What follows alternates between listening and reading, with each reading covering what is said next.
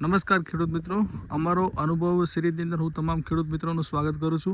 આજે આપણે દયાપર ગામની અંદર એક ખેડૂતના ખેતરે સાઈ 202 દિવેલા વાવેતર કરેલા છે. તો એમનો જે અત્યારે ઉત્પાદન લીધેલું છે એનો અભિપ્રાય પણ જાણીશું અને વેપારી મિત્ર પણ આપણી સાથે છે. નમસ્કાર, આપણે રામદેવ એગ્રોથી પાર્થભાઈ હાજર છે. પાર્થભાઈ, આપણે તમારું નામ જણાવો. જામ આજિયાલા ગામ વીરાણી, तालुको लखपत, कच्छ, भुज। वो यहाँ के इन वैरायटी में केड़ो लगो साईं 202 में? इनमें खासो लगो है 5 एकड़ जमीन है, 50 गुणी डीडनी है जड़ी कर बस 6.5 फुट जो गारो है। इनमें वैरायटी खासी है।